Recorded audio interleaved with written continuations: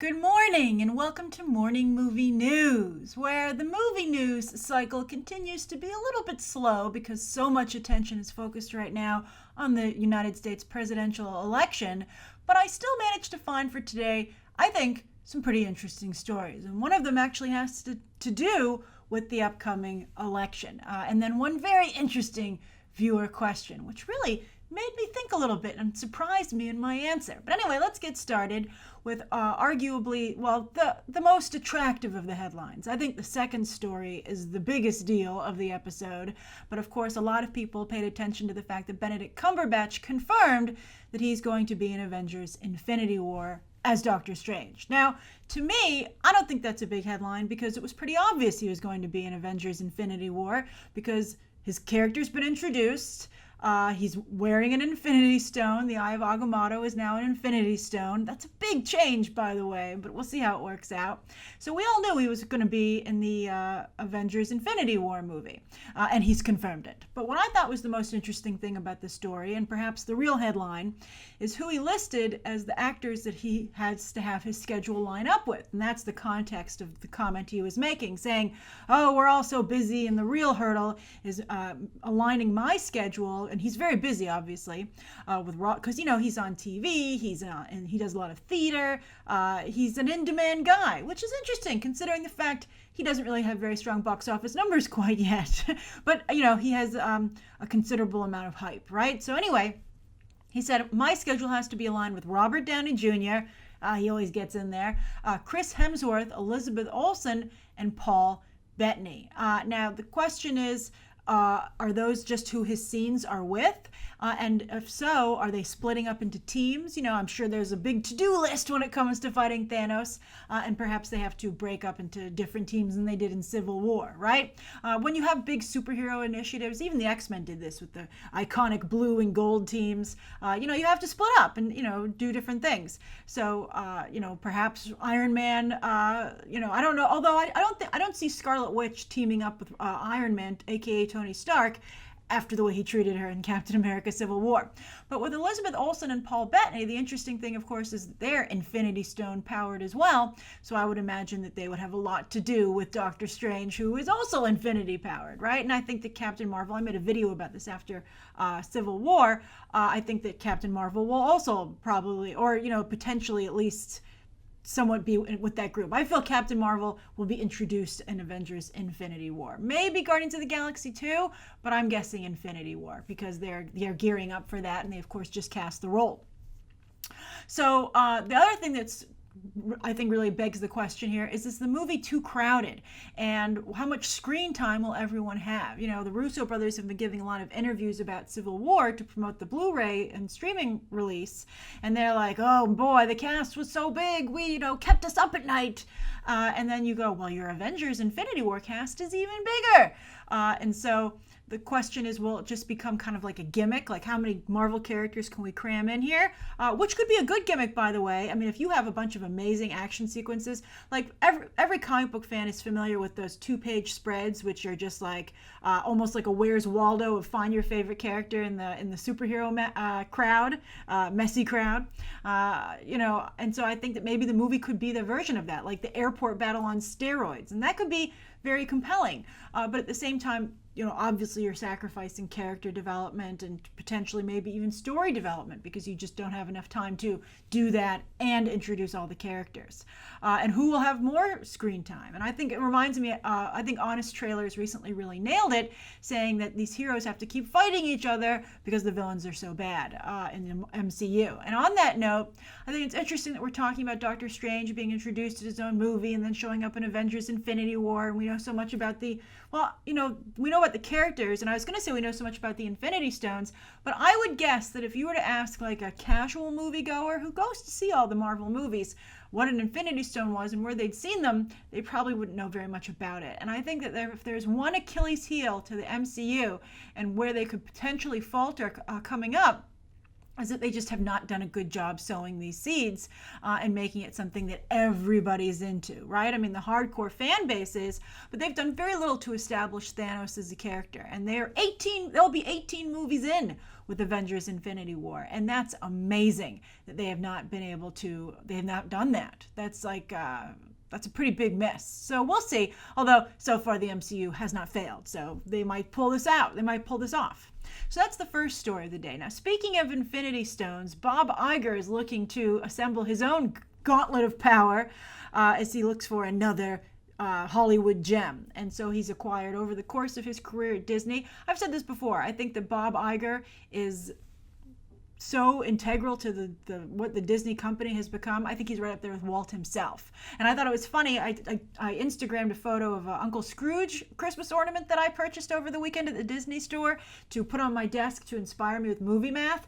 And one of you wrote back, "That's Bob Iger." And I was like, oh, I'm so proud, you guys. Like, I think it's so important to know your executives, just like, your people who make the movies creatively. I think it's really important to know the people behind the companies in the studio. So that made me just like, oh, warm and fuzzy inside. But anyway, Bob Iger has acquired Pixar, Marvel, Lucasfilm, Maker Studios, and now it looks like he wants to buy Twitter.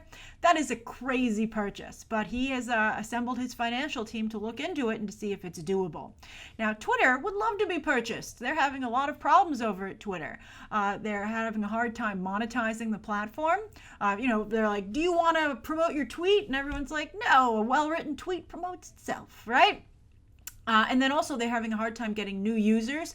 Like, the media talks so much about Twitter because they use it to promote their own articles. But the truth of the matter is that in reality, very few people in the world are actually on Twitter. And then Twitter has to compete with both Instagram and Snapchat, which are like the cool, hip, new, digital spaces for social media. Like, for instance, when Dwayne Johnson, aka The Rock, does some social media, he's always on Instagram, right? Very rarely is anyone like, have you seen The Rock's tweet? He's not into tweeting. So they would love to be purchased. They're like the DreamWorks animation of social media. So Disney is like, you know what? I'd like to have that. Now, there are a couple of reasons they could get it, and I think that one of the things is for promotion. I think that would be what would be really valuable about owning Twitter, right? Free promotion for all the Disney properties. And while I think that X-Men Apocalypse did a pretty good job using emoji promotion over the summer, I think the real standouts were Star Wars and Civil War with using the fun emojis. Like, it was a lot of fun. If you tweeted a certain hashtag, they automatically inserted an awesome emoji next to it, which was, representative of the film everyone's excited about. And people love Disney stickers. I mean, Disney, more than any other studio and company, has characters that people love to see and interact with and use to communicate with friends and family. And so I think that Twitter, for that reason, is a really good acquisition. Some people are saying it could be used for distribution. I think those people aren't on Twitter. It's interesting.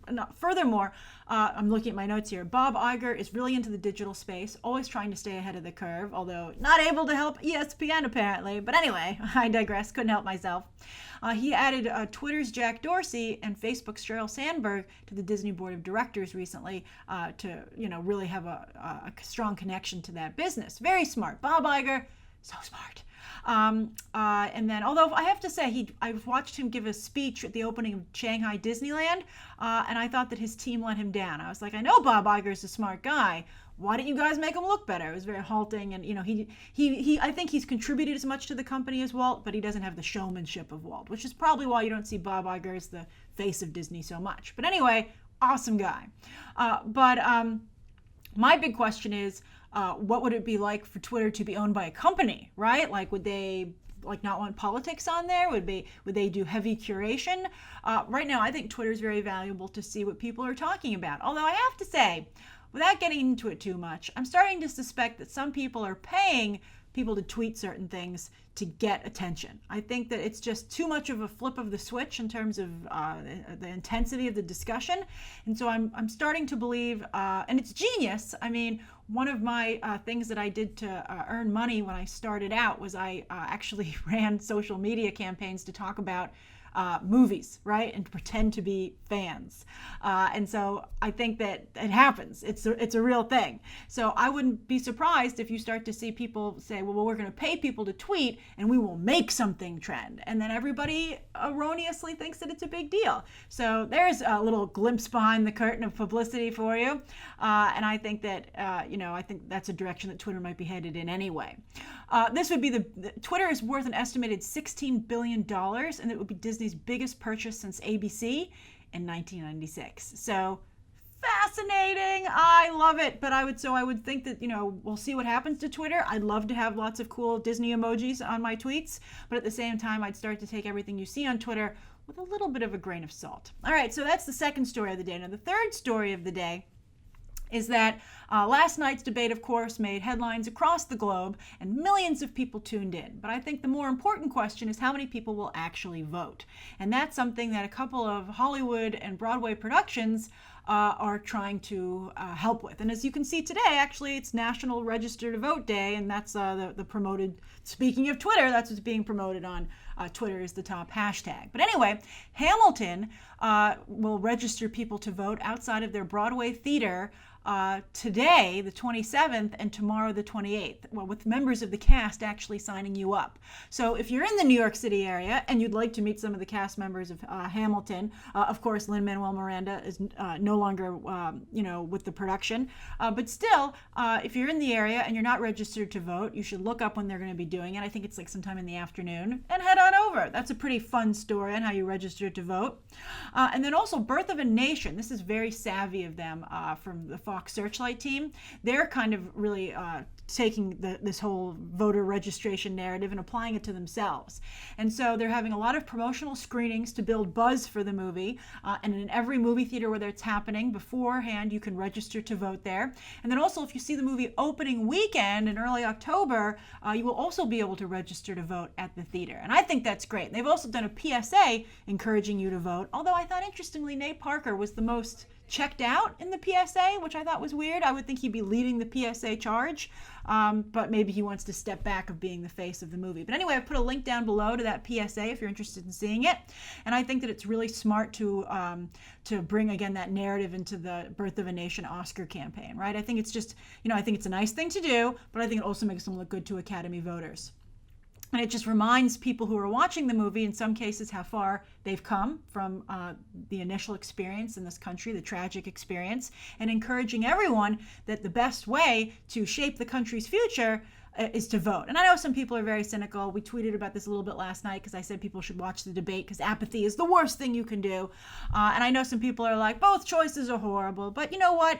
You really have to make a decision. I think it's important. I think it's important to vote. I don't, however you vote is up to you. It's a personal decision. But I think that you should vote. I think that apathy in anything, in any regard, in any part of your life is the worst thing that you can do. Be engaged, be informed, and register to vote. And here are some fun ways that you can do it if you'd like to have a cool register to vote story. All right, so that's for the viewer questions. Zelander June yesterday tweeted me a story from Batman News. And Batman News was like, here's your regular reminder that Carla Gugino should be Catwoman. And at first I was like, what? And that was Zelander June's question, being like, what do you think of this, Grace? And I certainly think it's possible because Zack Snyder, with Watchmen and Sucker Punch, he knows Carla Gugino. They've worked together before. And he has a history of recasting people. And I think that she's a very talented, hardworking actress. And perhaps the best thing about her is that she's age appropriate for Ben Affleck. She's just 1 year older than he is. So I would actually be okay with this. Carla Gugino, she's not quite high caliber enough. She's done a lot of television like Wayward Pines. Wayward Pines, to be fair, was very good at first and it got horrible at the very end. M. Night Shyamalan, why do you always do it? But I think she's done a lot. I don't think she's consistent enough. She doesn't do highbrow enough projects consistently.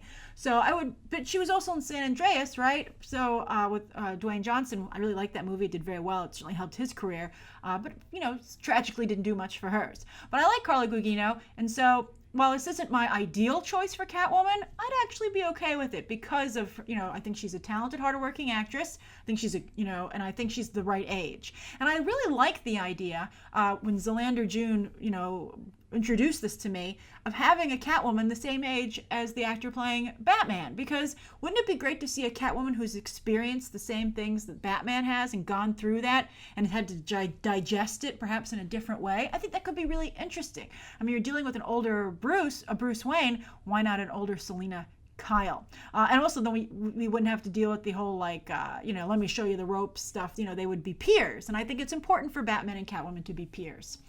So I thought maybe if they didn't go with Carla Gugino, two people who I think would be good choices, Kate Beckinsale and Mila Jovovich, their franchises aren't the most highly regarded either, but they still have franchises. They're still some of the few women to have consistent action franchises over a significant amount of time, and I think both of them really are legit when it comes to executing their action sequences. So I could see either one of them being a great Catwoman. And then Eva Mendes was also someone who I thought was in the right age range, who I would also like. And, she would be a change in ethnicity for Catwoman, but I think it would work. I think, the really important thing is does that actor capture the essence of the character? And I think Eva Mendes would be a great Selina Kyle. So that's my thoughts on it. I'm curious, what do you guys think? What do you think not only of the idea of Carla Gugino as Catwoman to Ben Affleck's Batman, but what do you think of the overall idea of a Catwoman who's the same age as Batman? And just so you have an idea of what we're dealing with here, Ben Affleck happens to be 44. So, and everybody here, by the way, looks fantastic, right? So I think it's a good idea, and I'm curious to hear your thoughts as well. And thank you for asking me, Zelander June. All right, that's today's episode of Morning Movie News. Thank you so much for tuning in. Please write down below, I think, today's top 3 stories and that viewer question, anything you'd like to see covered tomorrow, and any questions that you might have. Thanks for watching. Bye.